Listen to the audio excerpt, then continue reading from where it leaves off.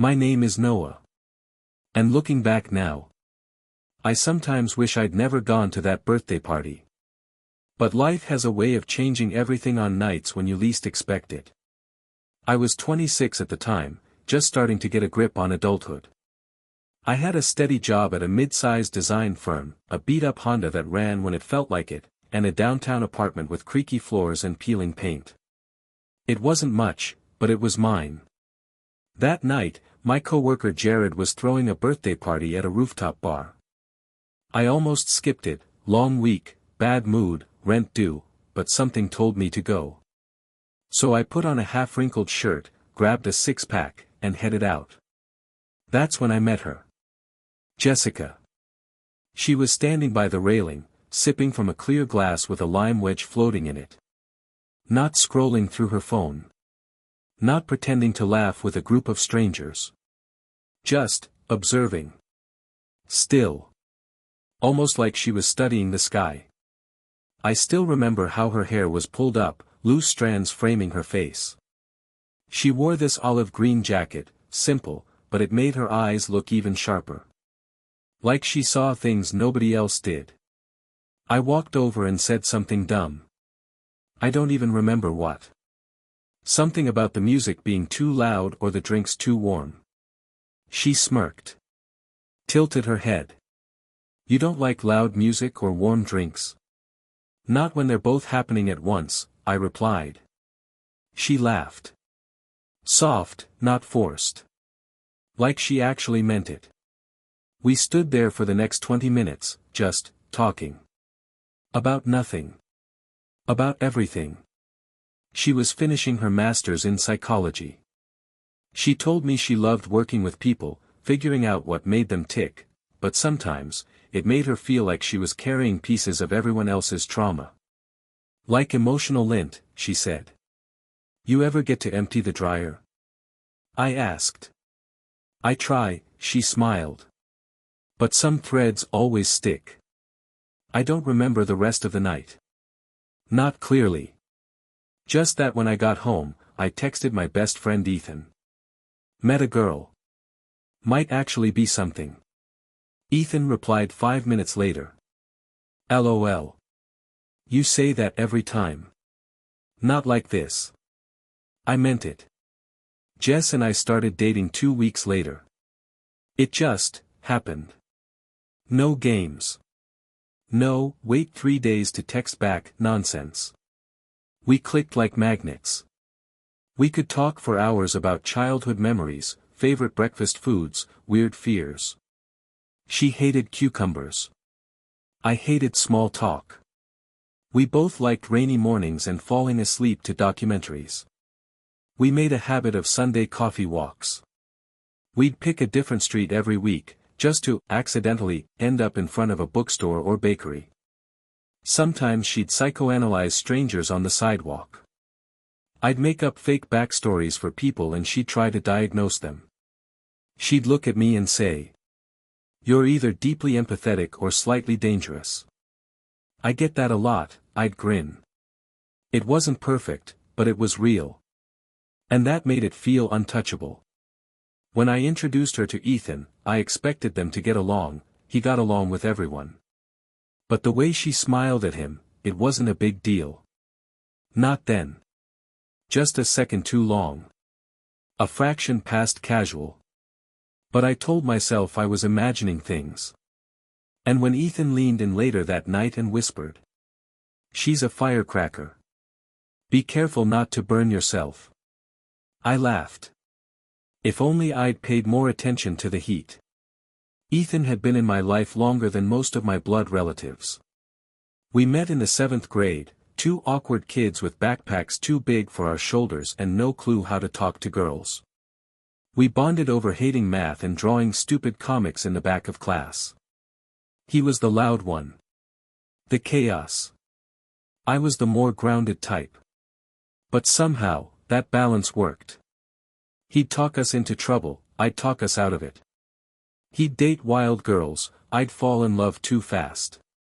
Through high school, through college, through shitty breakups and cheap beer and crashing on each other's couches, we stayed tight. Ethan wasn't a best friend, he was my brother. So when Jessica entered my life, it was only natural that I wanted her to meet him. I didn't overthink it. In fact, I remember being excited about them getting along. She was analytical, thoughtful, calm. He was wild, sarcastic, unpredictable. "You're gonna love him," I told her before that first dinner. "He's kind of a mess, but he's my mess." We met at a local bar. Jess wore this deep burgundy sweater and had her hair tied back in a way that made her look sharper than usual, almost intimidating. Ethan showed up 10 minutes late, grinning like a devil, arms wide open. "So this is the girl making you cancel guys' night, huh?" Jess raised an eyebrow. "Only once a week," she smirked. Ethan laughed. "I like her already." They clicked, not in a threatening way, just easy. Comfortable. He made her laugh, loud, open laughter, the kind she rarely gave away for free. She challenged him, called out his bullshit mid-sentence, made him pause. That night, as we walked back to the car, I asked what she thought. "He's fun," she said. "A little much, but fun." "Yeah, he's always been that way. Feels like he knows how to get into people's heads." "He does. That's why we've always worked. He's chaos, I'm control." Or maybe he just brings out your chaos too." I laughed. I didn't realize then how much truth there was in that throwaway line. From that point on, Ethan became a regular fixture. He'd come over for movie nights, board games, help Jess carry groceries. Sometimes he'd crash on the couch after drinking too much. Sometimes I'd wake up to find him already in the kitchen, cooking eggs like he lived there.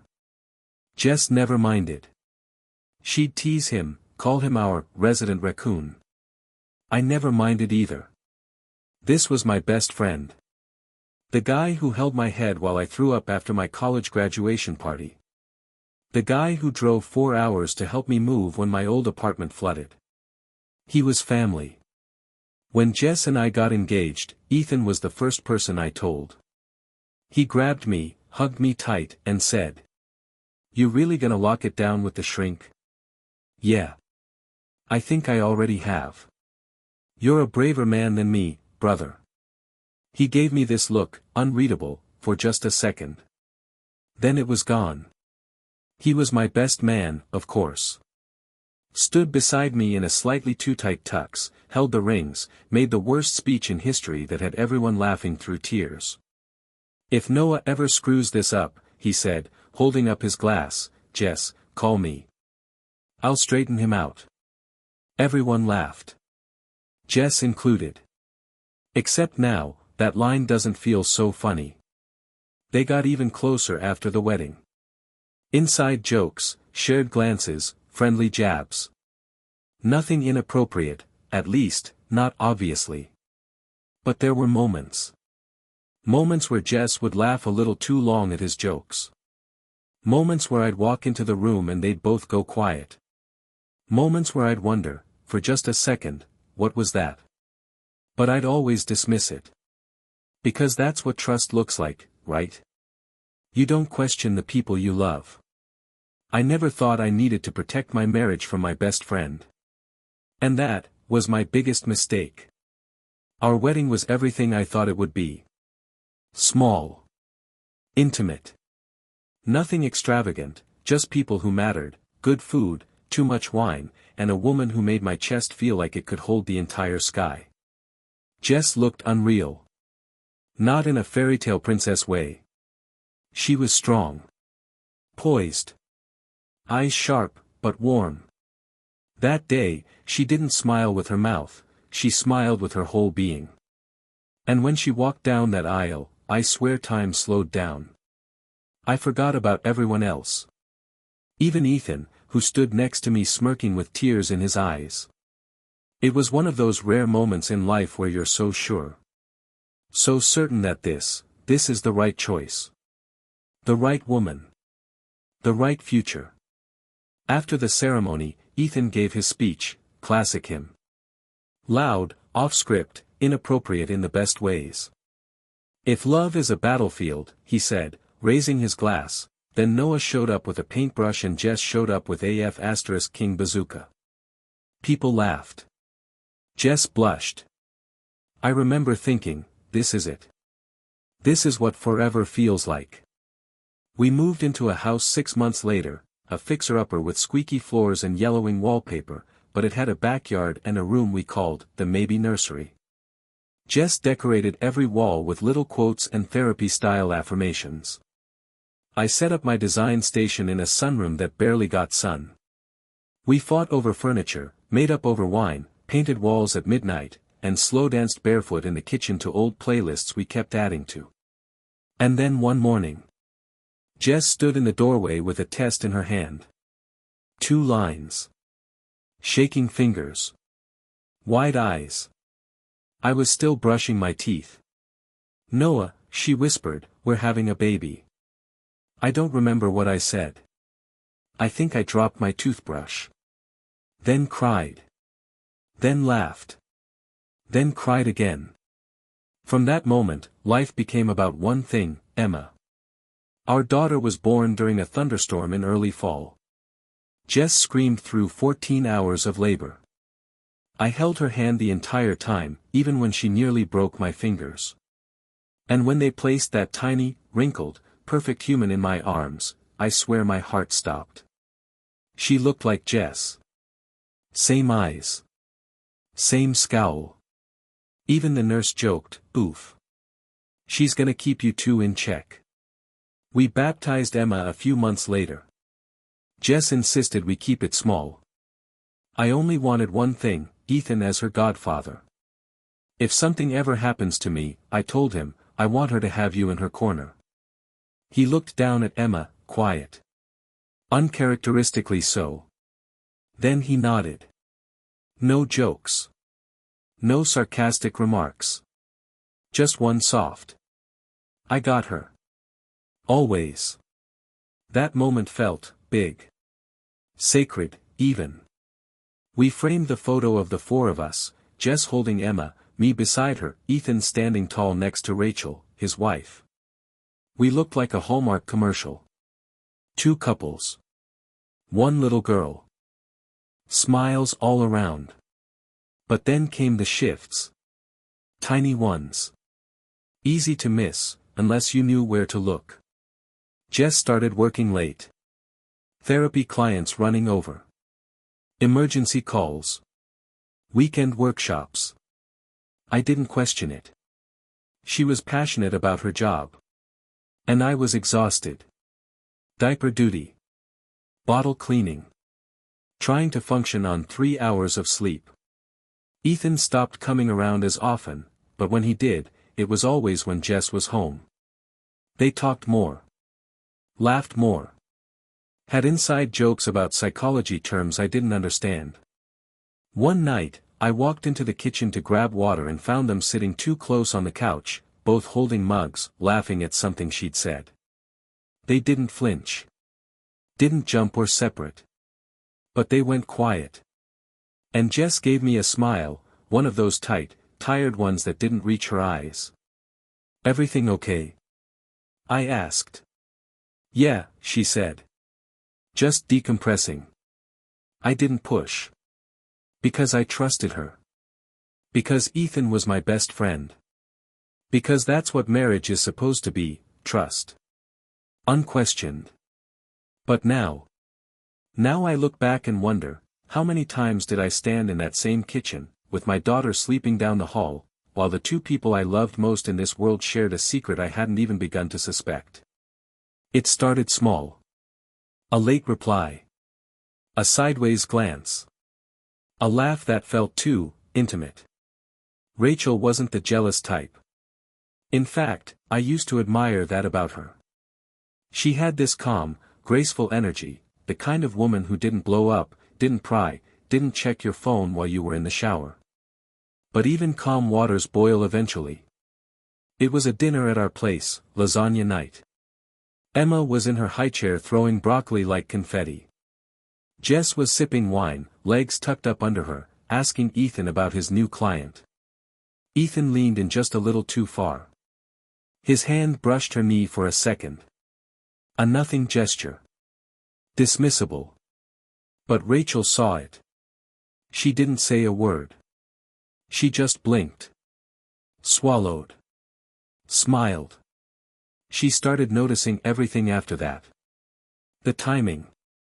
Jess's late sessions that somehow aligned with Ethan's quiet nights at home. The way Ethan would check his phone and suddenly need to step out for a call. The lingering eye contact.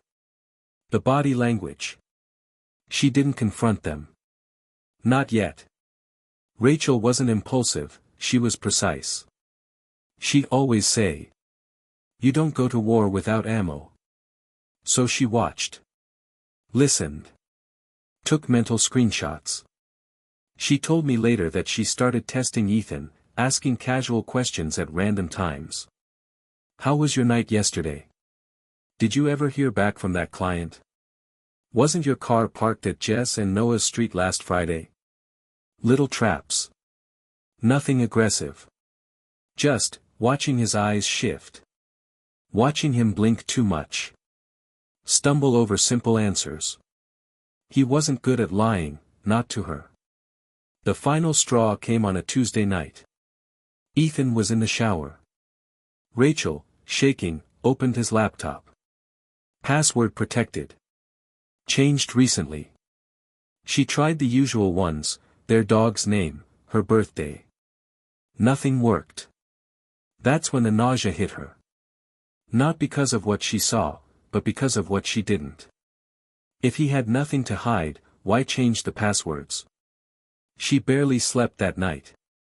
She lay next to him, still as a corpse, staring at the ceiling. Her brain ran like a detective's murder board, pins and threads connecting moments, expressions, coincidences that were never coincidences. The next morning, she made a decision. She called a friend. Not a close one, just close enough. The kind of person you don't invite to your wedding, but you know they do things. She said she needed help recovering a Facebook account. His. She said it was for legal reasons. The guy didn't ask too many questions. He told her it could take a few days. She wired the money the same hour. Then came the waiting. Rachel started rehearsing conversations in her head.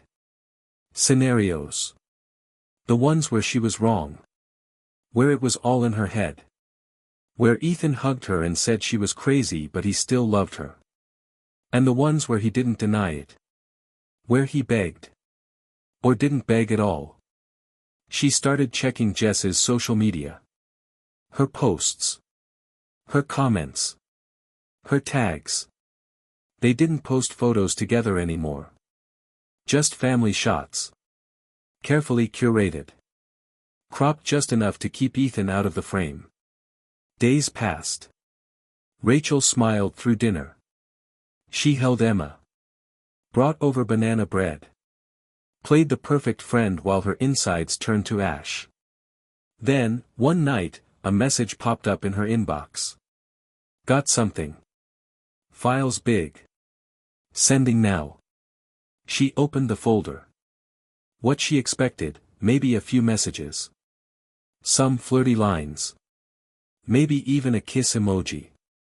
What she got, 10 years. 10 years. Threads of texts dating back to when Jess and I had first started dating. Conversations from hotel rooms, therapy offices, dinner parties, all layered with flirtation, sexual innuendos, emotional intimacy. They joked about me.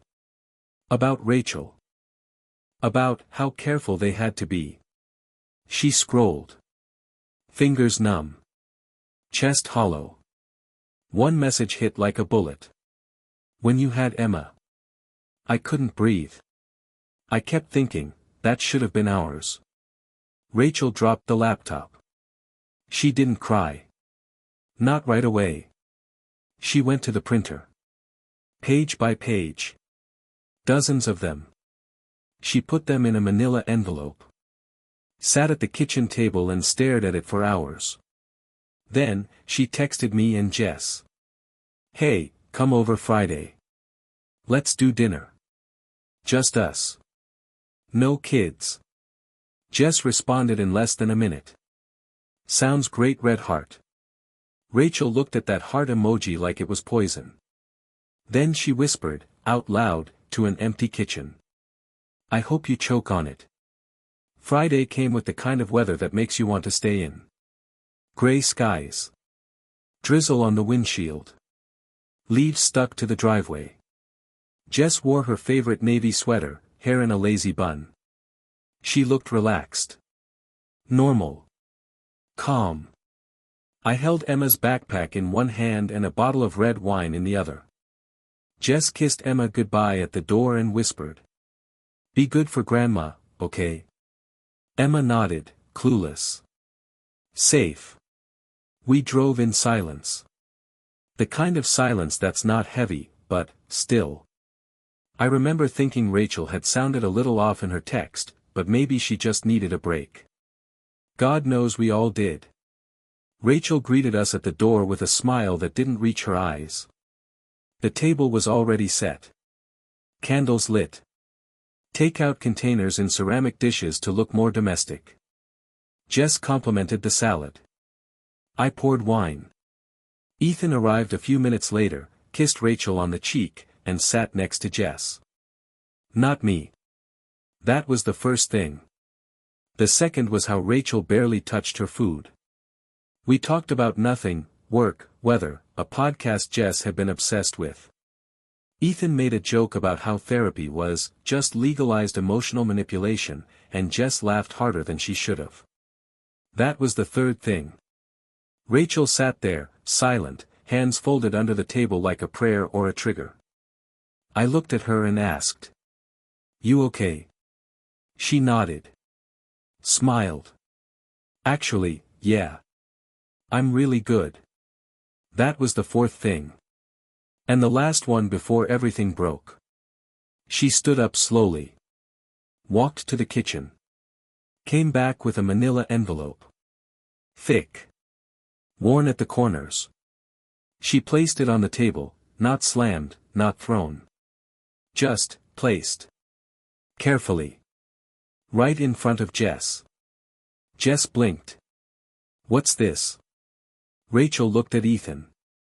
Then at me. You should all read it. Jess hesitated, then opened the flap and pulled out the first page. Her face paled. Not in shock, in recognition. Ethan leaned forward. What's going on? Rachel cut him off. Go ahead. Read it out loud. Or should I? Jess's eyes scanned the page. Her hands began to shake. Rachel, Don't, Rachel said. Don't insult me with explanations. Just read. I didn't understand. Not yet. I looked between them, confused. Then I leaned over and glanced at the page in Jess's hand. It was a screenshot. A message thread. The first line. When are you sneaking over again? I can still taste you from Tuesday. I felt like the floor beneath me shifted. What is this? I asked. Rachel didn't blink. 10 years. Messages. Deleted threads. Facebook archives. All of it. Every time they laughed at us behind our backs. Every time you asked where she was and she lied to your face. Jess was frozen. Ethan opened his mouth, but nothing came out. Then he laughed, short, broken. This is insane. You hired someone to hack me? I did, Rachel said. Because trusting you stopped working a long time ago. I stared at Jess. Is it true? She looked at me. Eyes wide. No tears, not yet. Just fear. Shame. Exposure. Noah, she started. It wasn't like that. It was, complicated. 10 years? I asked. My voice was shaking. 10 years. You've been sleeping with him since we started dating? She said nothing. That was the answer.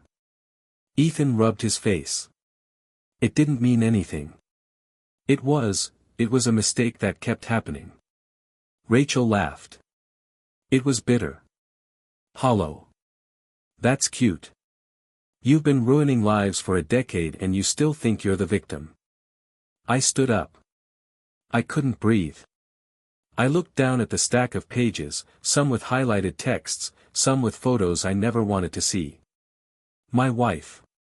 My best friend. My daughter's godfather.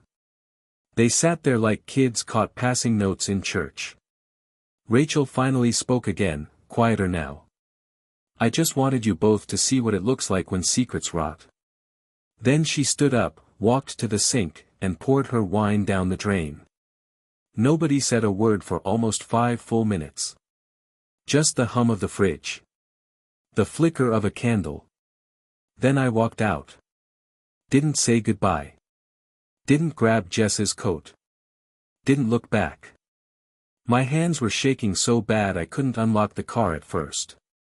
And all I could think was, how long have I been the punchline in someone else's joke? I didn't sleep that night. Not even a minute. I sat in my car, parked outside our house, engine off, headlights still on, like I didn't know what to do next. Maybe I didn't. Maybe part of me was hoping I'd wake up. That the whole thing, the envelope, the messages, the looks on their faces, was some twisted dream my exhausted mind had cooked up. But it wasn't. At 2:11 a.m., I walked into our house. Jess was sitting on the edge of the bed, still dressed, like she hadn't moved since we got home. She looked up at me like a guilty kid caught sneaking out. But there was no fear in her eyes. Just defeat. "Can we talk?" she asked, voice barely audible. I didn't respond. I walked past her. Into the bathroom. Splashed cold water on my face. Stared at myself in the mirror like I was looking at a stranger. My hands wouldn't stop shaking. She followed me to the doorway. "I didn't plan it," she said. "It wasn't supposed to happen like that." I laughed. Loud. Sharp. Ugly. 10 years, Jess. 10 King years. You don't get to say it wasn't supposed to happen. It started before we got serious. And then we were serious, and it was too late. It was already complicated. I didn't know how to stop. But you knew how to hide it. She said nothing. I walked past her again. Grabbed an overnight bag. Clothes. Toothbrush. Phone charger. She stood in the hallway, arms wrapped around herself like a kid in a storm. "Are you leaving?" she asked. "I don't even know where I live anymore." I didn't slam the door when I left. I wanted to. But I didn't. It closed behind me with a soft click, the sound of something ending quietly. The next few days were a blur. I stayed with my cousin across town. I told him enough to get silence and space, and he gave me both. I didn't go to work. I barely ate. Just stared at the ceiling and tried to untangle a decade of lies from the real memories. Was she thinking about him the night we made Emma? Was she texting him while I was at my mother's funeral? Was I ever enough? She texted. Called. Left voicemails. All the things you'd expect. The first message said, "We need to talk." The second, "I never stopped loving you." The third, was just silence. 3 full minutes of her breathing, sobbing softly at the end. I deleted them all. What broke me wasn't the physical part. It was the intimacy. The friendship I thought we had. The life I thought we were building. I could forgive a one-night mistake. Maybe. But a 10-year alternative relationship behind my back. A secret world I wasn't invited to. That's not cheating. That's betrayal with a mortgage. I filed for divorce a week later. I didn't tell her in person. I sent her the papers through a courier service. She didn't respond right away. Just signed and returned them 3 days later with a post-it note. I'm sorry. I will always love what we were. What we were. That line hurt more than anything else. Because she was right, what we were had been beautiful. Once. And now it was a grave I had to visit every time I looked at my daughter. Speaking of Emma. Telling her was the hardest thing I've ever done. We kept it simple. Jess and I agreed on that. Mommy and Daddy won't live together anymore, but we both love you very much. She cried. Of course she did. She was only 5. Too young to understand manipulation and infidelity and betrayal. But not too young to feel the cold shift in the air when Daddy doesn't come home at night. She started drawing pictures with split houses. One with a sun. One with clouds. I framed the first one. To remind myself, my job now is to build a world where she doesn't inherit our pain. Ethan. I didn't see him again. He moved out of state. Or maybe he just disappeared. I heard rumors he and Jess tried to stay in contact. That they met once. That it didn't go well. Rachel and I, weirdly enough, started talking more. Just messages at first, checking in. Then coffee. Then long, raw conversations about what betrayal feels like when it comes from someone who used to make you feel the safest. We never planned what came next. But healing has a funny way of putting broken people in the same room. And maybe, just maybe, building something real.